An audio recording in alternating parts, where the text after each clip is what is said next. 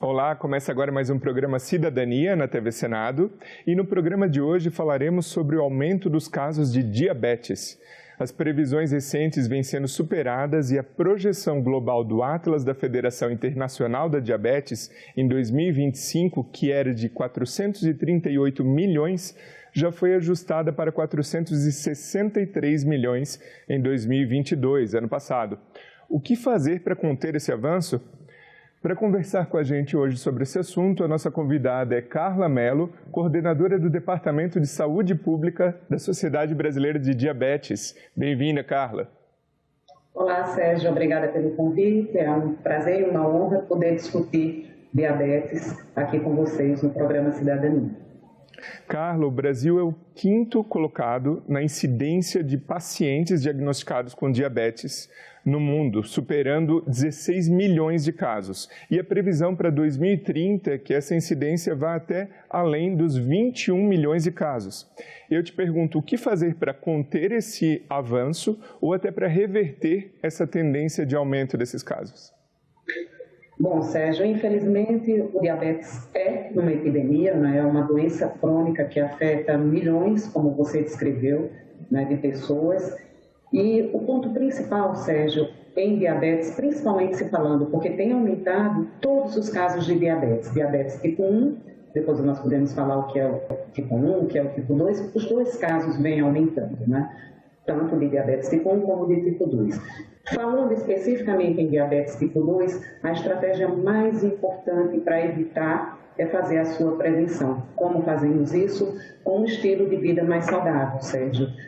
Prática regular de exercícios, uma alimentação mais adequada, né, que permita, não é só se alimentar mais saudavelmente e fazer exercício, mas essa combinação consiga levar a uma redução de peso corporal e aí sim essa pessoa diminui o seu risco de ter um diagnóstico de diabetes tipo 2. Né? Diferente, Sérgio, do diabetes tipo 1, que também vem aumentando a quantidade de pessoas em nosso país, também estamos ali sempre entre o 4º e o 6º lugar, né, de pessoas do país que tem mais pessoas com diabetes tipo 1, não é só o diabetes global.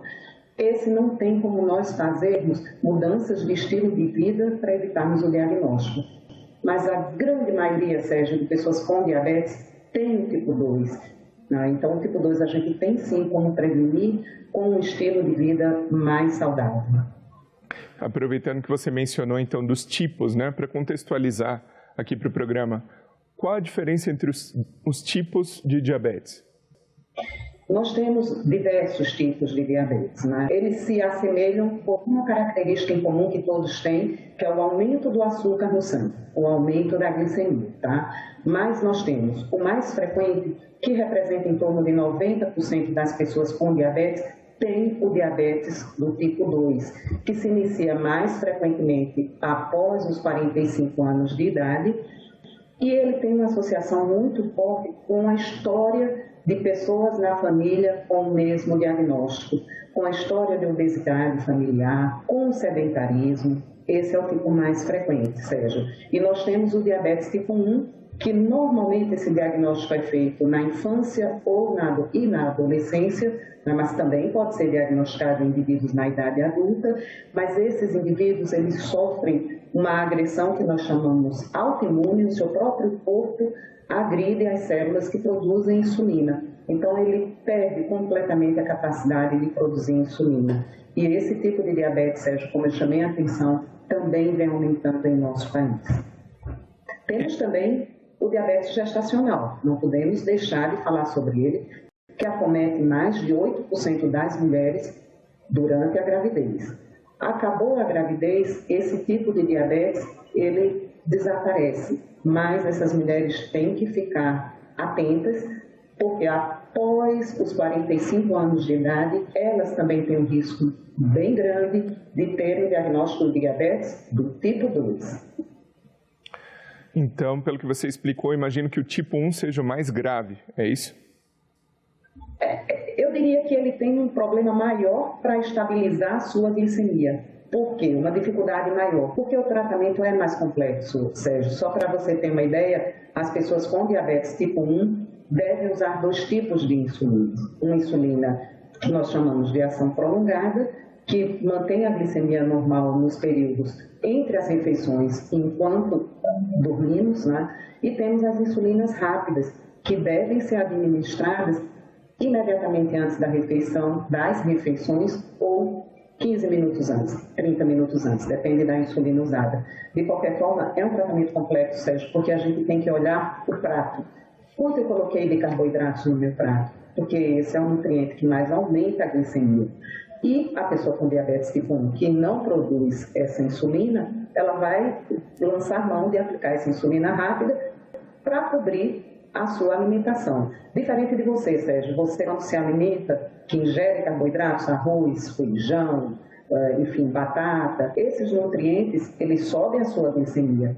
O que é que você faz? Você produz insulina e a sua glicemia fica dentro do normal, apesar de você ter colocado mais glicose na circulação, no sangue, vindo desses alimentos, né? Aproveitando então que você comentou sobre os alimentos, né? Quais são as restrições alimentares desse paciente com diabetes? Dependendo dos tipos, ele tem que evitar mais, menos tipos de alimento? Explica pra gente. Bom, vamos separar de novo nos tipos de diabetes, né? Quando a gente está falando no diabetes do tipo 2, é importante que essa alimentação proporcione uma perda de peso. Então, a gente tem que olhar não só qual é o nutriente, se é carboidrato, se é proteína, se é gordura que está sendo ingerido no dia a dia, mas a soma de todos eles em termos de calorias, Sérgio, porque essa pessoa precisa ingerir em quantidade calórica, né, suficiente para não permitir o ganho de peso dele, e aí vem a ajuda do exercício, Sérgio, porque o exercício, o que é que faz? Consome essas calorias. Então, veja, é uma questão de balanço. Essa questão, a alimentação, ela tem que ser saudável, ter todos os nutrientes nas suas quantidades. A maior parte carboidratos, mais que 50%, gordura e proteína em quantidades menores. Mas, acima de tudo, ela tem que ser saudável para permitir que as gorduras no sangue fiquem bem, que o açúcar no sangue fique bem e que ele consiga perder peso. Já nas pessoas com diabetes tipo 1, a negociação maior é com dose de insulina. Eu tenho que ter noção de qual vai ser o impacto daquela refeição com arroz, com feijão, com carne, com banana, enfim, farinha, né? Todos esses alimentos que eu citei, Sérgio, têm carboidratos. Eu diria que é mais fácil a gente dizer onde não tem. As folhas, que tem muito pouco, então é uma boa sugestão para qualquer pessoa, né, ingerir mais folhas, porque elas não têm essa carga de carboidratos maior, ela permite uma saciedade também, e é extremamente saudável, tem suas fibras, né? O tipo 1, como eu comecei dizendo, ele tem que analisar o que é que ele colocou no prato. Tem muitos carboidratos no meu prato, a minha dose de insulina vai precisar ser maior. Não, hoje eu diminuí o arroz, o feijão, botei pouca batata no prato.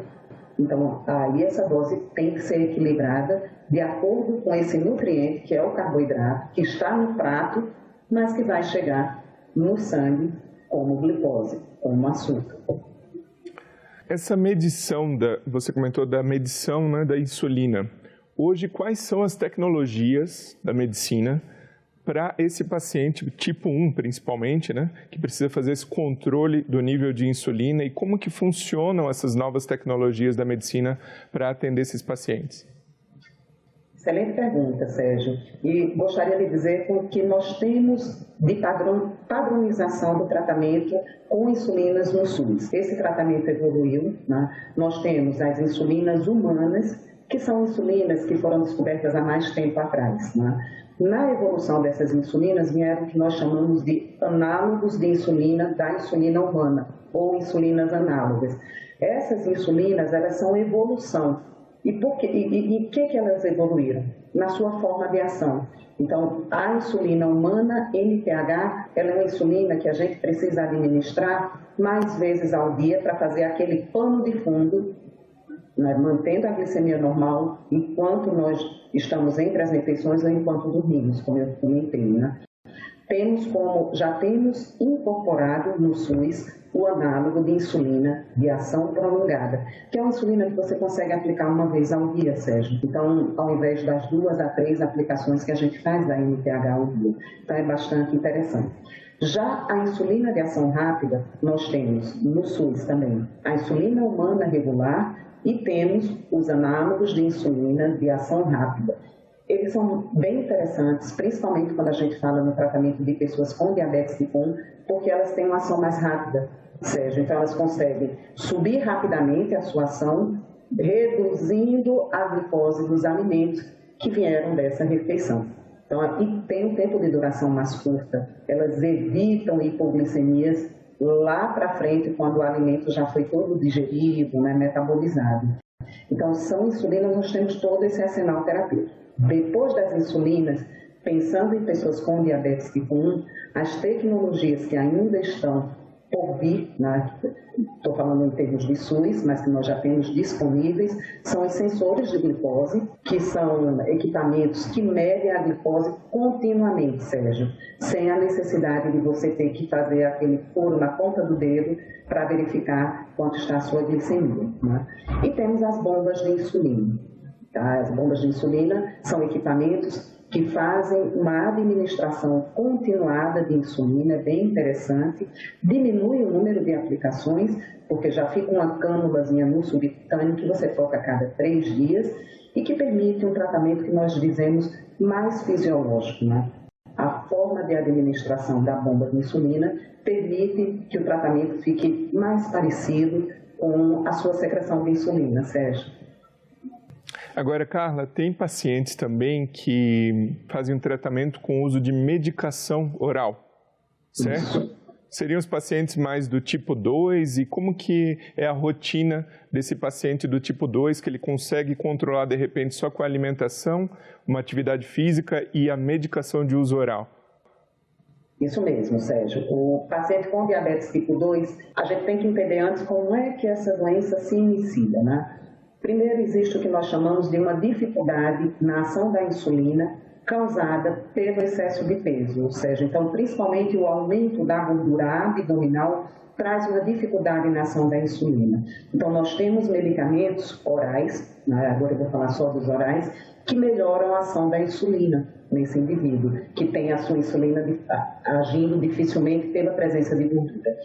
Nós temos medicamentos que aumentam a secreção de insulina. Pense da seguinte maneira, Sérgio. Imagina uma pessoa que tem uma dificuldade na ação da insulina. O que é que ele faz? A primeira tentativa dele, aumentar a secreção de insulina para vencer essa resistência e manter a glicemia normal. Chega um momento que o pâncreas desse indivíduo, ele tem dificuldade em aumentar essa secreção de insulina. Ele cansa, né? E é aí que a glicemia começa a aumentar, porque a resistência existe e ele não consegue lançar mão de aumentar a sua secreção de insulina. Então, eu já falei, nós temos medicamentos que melhoram a ação da insulina, temos medicamentos que aumentam a secreção dessa insulina, temos medicamentos bem interessantes, Sérgio, e que foram incorporados recentemente no nosso Sistema Único de Saúde, no SUS, que são os glicosúricos, que são medicamentos que retiram a glicose que está em excesso na circulação e colocam ela na urina. Ela é desprezada na urina. Então, é uma forma de você reduzir o valor da glicose na circulação, é deixando ela ir embora na urina. São muito interessantes, são muito bem indicados também para quem já tem uma doença cardiovascular associada. E temos uma última classe muito boa de medicamentos também, que não estão incorporados no SUS, e que eles têm um mecanismo de ação bem interessante. Além de estimular a secreção de insulina, atrasa o esvaziamento do estômago. Em que isso é interessante, Sérgio? Para você não ter um aumento tão expressivo do açúcar no sangue logo depois da refeição. E também são medicamentos, esses 2 últimos que eu falei, os agonistas do GLP-1, é uma classe, Sérgio, não tem jeito de eu chamar de uma forma mais fácil, né? Então, são os agonistas de GLP-1, que são medicamentos administrados no subcutâneo, da mesma forma que a gente aplica insulina no subcutâneo. E esses medicamentos têm essa vantagem de atrasar o esvaziamento do estômago.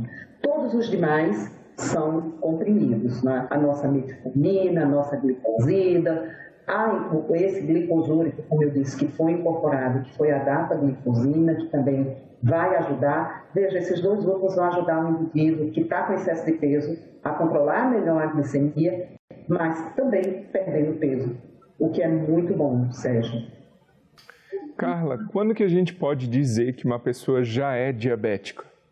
Que sintomas assim que levam a definir, pronto, essa pessoa já tem diabetes. E para quem tem diabetes, qual que é a perspectiva, assim, você comentou da diabetes gestacional, que ela reverte.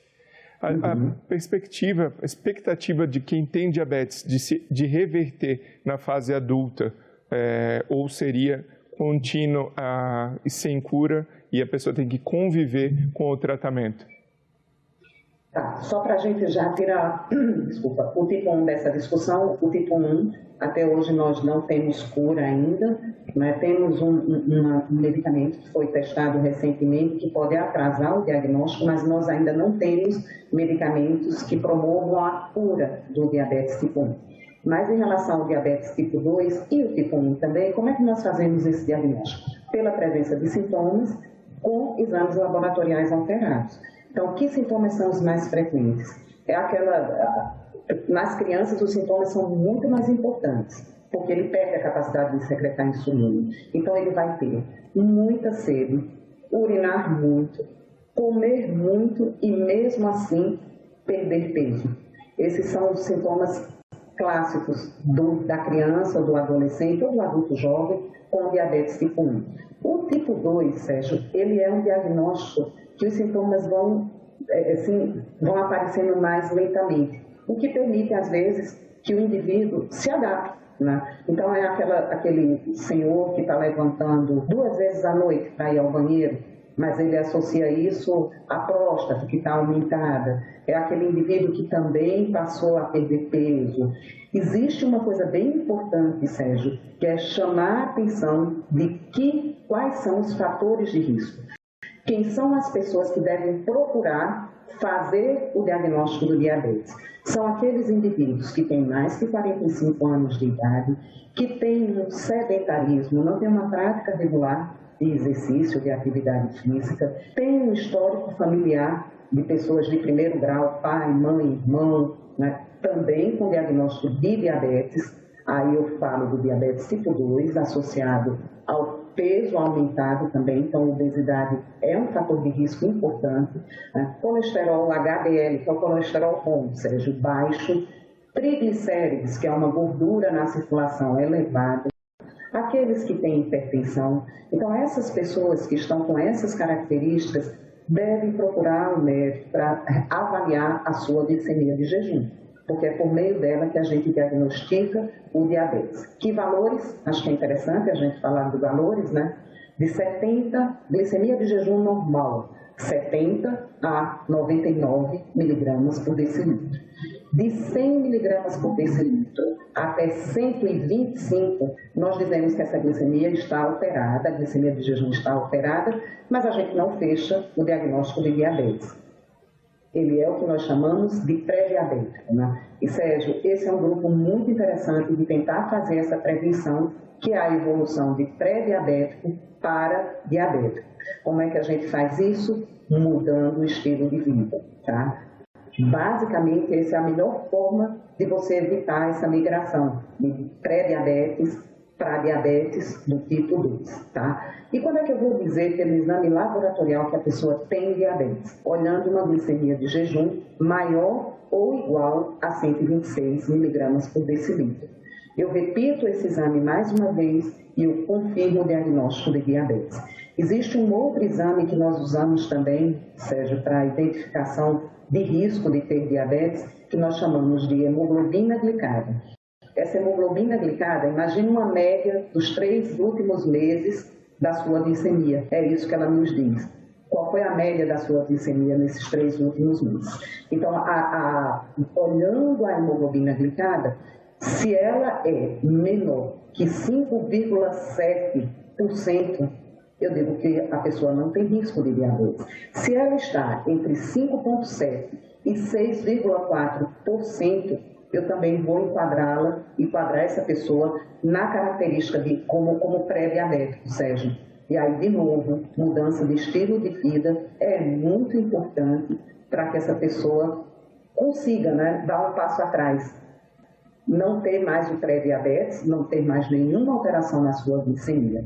E isso é com mudança, Sérgio. É o mais eficaz fazer prática de exercícios regulares. E que prática eu estou falando? 150 minutos por semana, Sérgio. Você pode dividir em 3 ou 5 vezes. Então, veja, é uma questão de você ser mais ativo, procurar ingerir alimentos. Porque, olha que interessante, Sérgio, você ingerir a mesma coisa que você ingeria antes, mas você aumentou a saída das calorias fazendo exercício regularmente, você já vai ter um déficit calórico. E com isso você consegue perder peso. Agora imagine associar, né, a prática de exercício 150 minutos por semana ou mais com uma alimentação que também ajude, né, que tenha menos calorias e permita que você perca peso. Agora, no início do programa, na abertura, eu comentei sobre alguns dados, inclusive do ano passado, em relação a números de diabetes no mundo. E a gente está numa fase ainda convivendo com o coronavírus.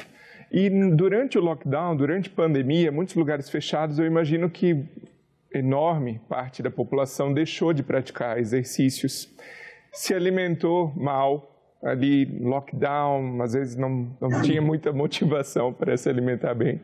E aí eu te pergunto, esses números mais avançados, mais aumentados dos últimos anos, você vê uma tendência boa de baixarem agora com já uma vida que a gente pode considerar, de certa forma, normalizada, já com academias de ginástica abertas, parques, alimentação melhorada? Como você considera essa questão? Bom, a verdade, Sérgio, não querendo ser pessimista, é que a gente já vinha num crescente de aumento do diagnóstico de diabetes tipo 2, associado ao aumento de peso da nossa população.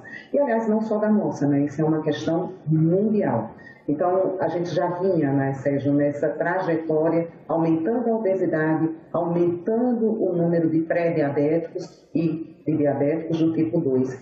Então, eu não sou tão otimista de pensar que fora a Covid, a gente vai ter esse número reduzido em termos de novos diagnósticos de diabetes, Sérgio. Mas a gente pode sim ter esse número reduzido se a gente tiver iniciativas como, vou te dar um exemplo, né? Professores, educadores físicos nas nossas unidades básicas de saúde, trabalhando a questão da prática de exercício com a população atendida na atenção primária à saúde. Então, isso sim, eu acho que a gente, dessa forma, educando a nossa população, né, informando, orientando-os como ter hábitos de vida mais saudáveis, aí sim, eu acredito que a gente vai ter, porque já vinha nessa crescente, Sérgio.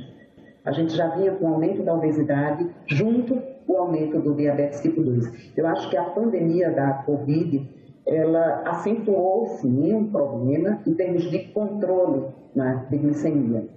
Tem outra questão importante nesse ponto da Covid. Muitos medicamentos, aliás, um medicamento que tem sido muito utilizado para tratar sintomas da Covid, que são os corticoides, eles aumentam a glicemia. Então, veja, era um indivíduo, Sérgio, que já era predisposto a ter diabetes. Durante a Covid, ele usou o corticoide, além de ter um quadro inflamatório viral. Essas duas situações juntas fizeram com que a glicemia dele, que já poderia vir um pouco alterada, se alterasse mais ainda, porque o corticoide ele dificulta a ação da insulina. E lembra, Sérgio, no começo eu falei que esse já é um problema do diabetes tipo 2, a dificuldade na ação da insulina. E processos inflamatórios, como doenças virais, Covid, influenza, esses processos eles geram uma inflamação no organismo e, em resposta, o organismo tem essa glicemia elevada, como resposta a um quadro infeccioso viral, como a um outro qualquer. Então, eu acho que essa associação ela fez com que as glicemias aumentassem. Isso é fato, né? E a gente precisa orientar a nossa população num estilo de vida mais saudável. Acho que só assim, Sérgio, a gente vai conseguir dar um passo atrás nessa tendência, né, de aumento de diabetes que nós vivemos hoje, nas últimas décadas. E para orientar, conscientizar e educar a população, né, agradeço pela sua participação aqui no Cidadania, que a gente está aqui para isso, né? E agradeço também a você que nos prestigia com a sua audiência. Essa entrevista e todos os nossos outros programas já estão disponíveis para você rever ou compartilhar no nosso site senado.leg.br/TV ou então pelo nosso canal no YouTube. Aproveita e se inscreve lá e ativa o sininho para receber as notificações. Obrigado e até o próximo Cidadania.